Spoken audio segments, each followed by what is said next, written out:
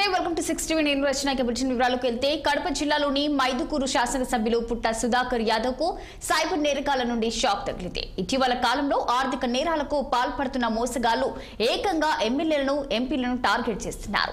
ఈ నేపథ్యంలోనే కాంట్రాక్టర్ పనులు నిర్వహిస్తూ ఆర్థిక లావాదేవీలు జరుపుతున్న మైదుకూరు ఎమ్మెల్యే పుట్ట సుధాకర్ యాదవ్ పై సైబర్ నేరగాళ్ల కన్నుపడింది.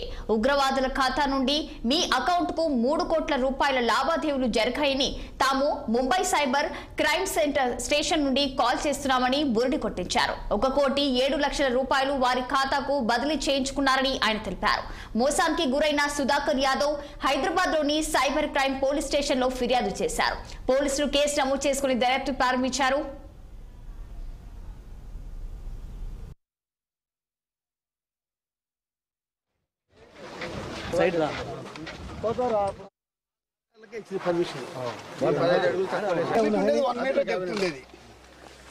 సహించుకుంటున్నారు.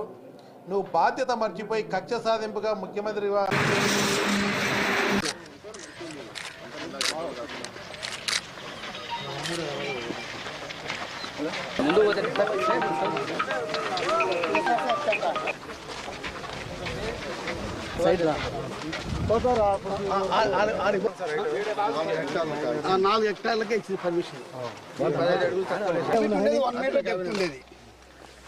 సహించుకుంటున్నారు. నువ్వు బాధ్యత మర్చిపోయి కక్ష సాధింపుగా ముఖ్యమంత్రి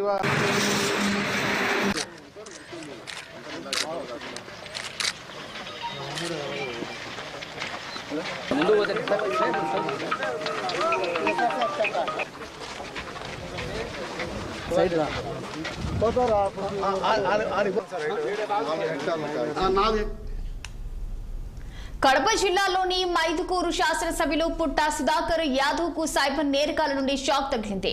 ఇటీవల కాలంలో ఆర్థిక నేరాలకు పాల్పడుతున్న మోసగాళ్లు ఏకంగా ఎమ్మెల్యేలను ఎంపీలను టార్గెట్ చేస్తున్నారు. ఈ నేపథ్యంలోనే కాంట్రాక్టర్ పనులు నిర్వహిస్తూ ఆర్థిక లావాదేవీలు జరుపుతున్న మైదుకూరు ఎమ్మెల్యే పుట్ట సుధాకర్ యాదవ్ పై సైబర్ నేరగాళ్లు కన్నుపడింది. ఉగ్రవాదుల ఖాతా నుండి మీ అకౌంట్ కు 3 కోట్ల రూపాయల లావాదేవీలు జరిగాయని తాము ముంబై సైబర్ క్రైమ్ స్టేషన్ నుండి కాల్ చేస్తున్నామని బురిడి కొట్టించారు. ఇక 1,07 లక్షల రూపాయలు వారి ఖాతాకు బదిలీ చేయించుకున్నారని ఆయన తెలిపారు. మోసానికి గురైన సుధాకర్ యాదవ్ హైదరాబాద్ లోని సైబర్ క్రైమ్ పోలీస్ స్టేషన్ లో ఫిర్యాదు చేశారు. పోలీసులు కేసు నమోదు చేసుకుని దర్యాప్తు ప్రారంభించారు. ఇక ఇదే అంశంపై మరింత సమాచారం మా కడప ప్రతినిధి యూసుఫ్ ఫోన్ లైన్ లో అందించేందుకు సిద్ధంగా ఉన్నారు. చెప్పండి యూసుఫ్, దీనికి సంబంధించిన పూర్తి డీటెయిల్స్ ఏంటి? జిల్లా శాసనసభ్యుడు మైదుకూరుకు సంబంధించిన నియోజకవర్గానికి ప్రాతినిధ్యం వహిస్తున్నటువంటి పుట్ట సుధాకర్ యాదవ్ కు సైబర్ నేరగాళ్లు కళ్యాణం వేశారు. దాదాపు 1,07 లక్షల రూపాయలు అతని ద్వారా నగదును కాజేశారు. దాదాపు ముంబైకి సంబంధించినటువంటి ముంబై సైబర్ క్రైమ్ పోలీసుల అంటూ పుట్ట సుధాకర్ యాదవ్ నెంబర్ నుండి ఫోన్ చేశారు. మీరు మీ అకౌంట్ లో ఇప్పటిదాకా దేశానికి సంబంధించి ఎవరైతే ఉగ్రవాదుల కార్యకలాపాలకు పాల్పడుతూ ఉన్నారో వారి ద్వారా మీ యొక్క అకౌంట్ కు దాదాపు 3 కోట్ల రూపాయల లెక్క లావాదేవీలు జరిగాయి.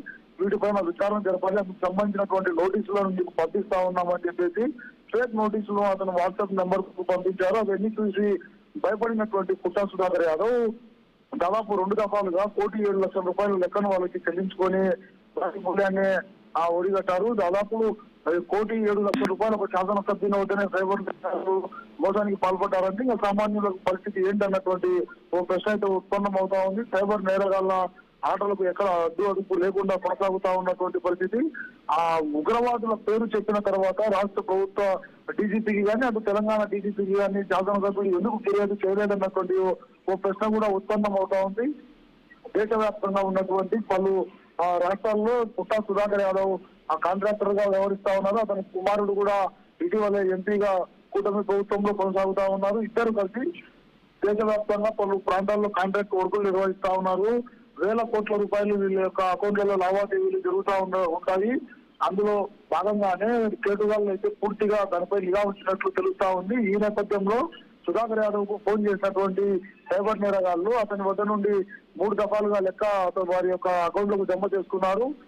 3వ దఫా కూడా 60 లక్షల రూపాయలు తమ అకౌంట్ కు జమ చేయాలని చెప్పి కోరినటువంటి నేపథ్యంలో సుధాకర్ యాదవ్ కు ఒక్కసారిగా అనుమానం కలగడంతో హైదరాబాద్ సైబర్ పోలీసులను ఆశ్రయించారు.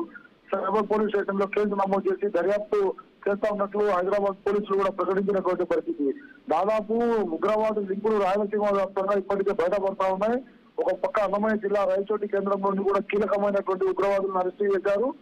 నిన్న మొన్న కూడా కదిరి, హిందూపురము, ఇటు సత్యసాయి జిల్లాలకు సంబంధించినటువంటి సానుభూతి పనులను కూడా అరెస్ట్ చేసినటువంటి నేపథ్యంలో ఈ నెల 10వ తేదీ సుధాకర్ యాదవ్ కు ఇటువంటి ఫోన్ రావడం, ఫోన్ ద్వారా అతనికి సమాచారం ఇచ్చినటువంటి వ్యవహారంలో సుధాకర్ యాదవ్ డైరెక్ట్ పోలీసులకు అప్రోచ్ కాకుండా అటు ఎవరైతే సైబర్ నేరగాళ్లు ఫోన్ చేశారో వారి అకౌంట్ కు లెక్కలు వేసిన వ్యవహారంపై పూర్తి స్థాయి అనుమానాలు అయితే అటు పోలీస్ శాఖలో కూడా వ్యక్తం అవుతా ఉన్నట్టు తెలుస్తా ఉంది. కేవలం సుధాకర్ యాదవ్ ఒకనే టార్గెట్ చేశారా, ఇంకా ఎవరినైనా టార్గెట్ చేశారా, బాధితులు ఎవరైనా బయటికి వస్తారా అని చెప్పి ఇటు ఏపీ పోలీసులు కూడా ఆరాధిస్తా ఉన్నారు. ఇంటెలిజెన్స్ వర్గాలు కూడా పూర్తి స్థాయిలో సమాచారం సేకరిస్తా ఉన్నాయి. ఏపీ వ్యాప్తంగా ఉన్నటువంటి కొంతమంది మంత్రులను సైబర్ నేరగాలు టార్గెట్ చేశారు.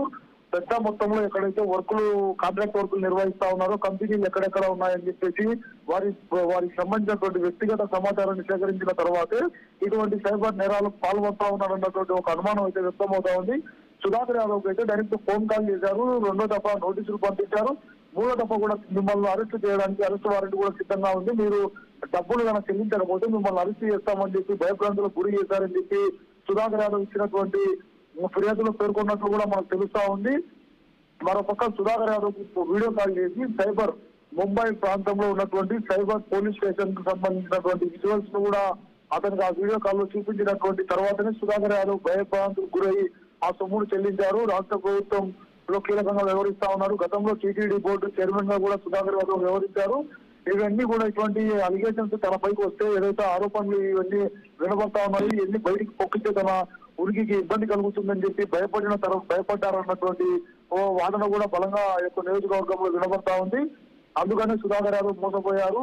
ఇక పైన కూడా ఇటువంటి నేరగాళ్లను కట్టడి చేయాల్సినటువంటి అవసరం 2 రాష్ట్రాల్లో ఉన్నటువంటి సైబర్ పోలీసులపై ఉందని చెప్పేసి కూడా చాలా మంది భావిస్తా ఉన్నటువంటి పరిణామాలు రచన. రైట్ యూసఫ్.